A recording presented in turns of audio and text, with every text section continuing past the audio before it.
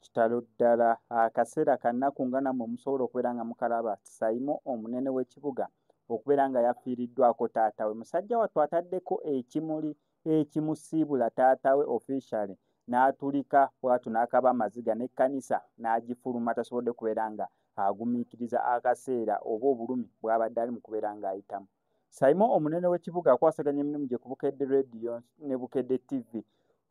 Okwo kwe mumanyidde n'okutandika okubeera ng'owulira Saimo omunene w'ekibuga ng'akwasaganya emirimu awo. Actually sitanyolaba TV naye nsuubira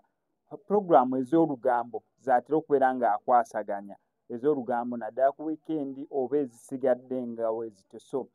bwe bamu ku basajja abakulu mu media industry eno oba media sector y'eggwanga erya Uganda naddala abadiiringa mu local language oba local content nga bakwasaganyiza emirimu gyabwe mu lulimi Oluganda. Saimo omunene w'ekibuga taata we waatu yafudde era wano nga ngenda beera nga nkutuusaako updates zonna zonna nga zigenda okubeera nga zitambula mu kuziika mikwano gye abakozi banne ku Bukedde TV ne Bukedde Radio ne ba media personalities abalala basobodde okubeera nga babeerawo basobole okubeera nga bamwegattako okubeera nga basiibula taata we mu butongole. Wano ku SMX Media ngenda sigala nkuleetera updates gwe kyoba okola subscribinga nyenga notification bell ebisigadde obitulekere. Saimo kunnyonnyola kiki ekyabadde ye yafunye ku tulo otona tufunye kuba waliwo n'ebijja ebirala binene mulimu abagala okukozesa embeera eno okunjawula ne boyi wange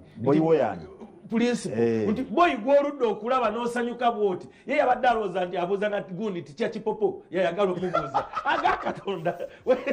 okusinziira kuba muli okunjulira we baŋŋambye ne baŋŋamba we baŋŋambye ne ŋŋamba bwekityo bwekiri naye kaakati olw'ambitions z'ebyobufuzi n'abantu abamu bali mu kukozesa mbeera eno kulaga nti tokkirizibwa kuyingira wali mbeera eno naye bagenda kubeera surprised anaddala olwaleero bagenda kubeera surprised nnyo but tewali kisobola kutuseparatinga na musajja waffe Prince. Kati katukubuuza ekibuuzo anawo video wedda babukuweereza nga naffe babutuweereza gwe wafunyeeko communication yonna okuva wa principal okulaga nti oba muganda wange saakigenderedde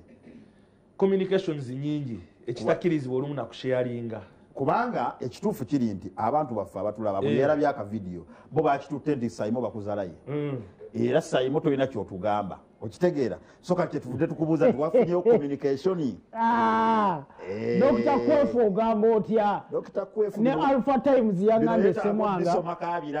Alpha Times nayo tukutumiddeko yangambye